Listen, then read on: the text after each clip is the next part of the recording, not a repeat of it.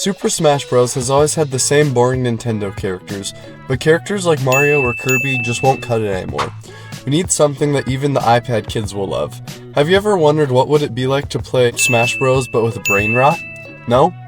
Well, after hearing all my friends say things like what the Sigma or on Skibidi, I think it's finally gotten to me.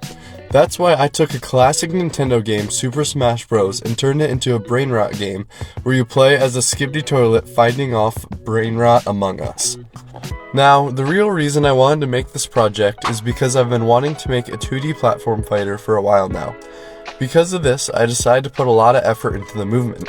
I started off with just a square for the player and a platform to stand on. I gave you things like a double jump and a way to quickly fall back to the ground. I made plenty of 2D movement controllers, but I really love how this one feels.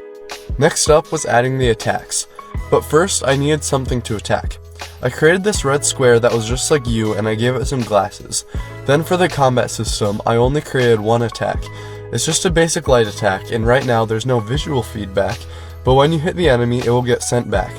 I also added the health percentage, similar to how it works in Smash Bros, and the lower health you have, the further you will get sent back. Then, I needed to create a basic AI for the enemy. Now, I don't know how to make a real smart AI, but I do know how to make one that can be convincing sometimes. How I made this AI was by first making it always face towards the player, then I gave it some constant speed forward. This gives it the effect of moving towards you. I also gave it the ability to jump on a random timer.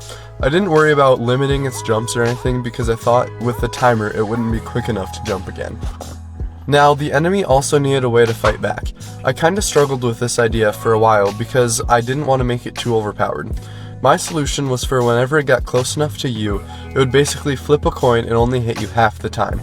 A lot of the time when I'm making AI, I just add randomness, and it's a good way to make it seem real. Now, at this point we have a basic Smash clone, but now what we need to do is make it into brain rot. And what's more brain rot than Skibidi Toilet? I drew up my version of a 2D Skibidi toilet and I tried to keep it as close to the original as possible, and I'm actually really happy with how it turned out.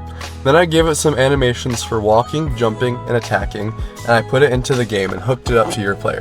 By the way, I'm just a small channel with only around 800 subscribers, and my goal is to get to 1,000 by the end of the year, so please consider subscribing. I was trying to think of what I could do for the enemy, then I looked at the red square for a second, and I realized it looks just like an Among Us character.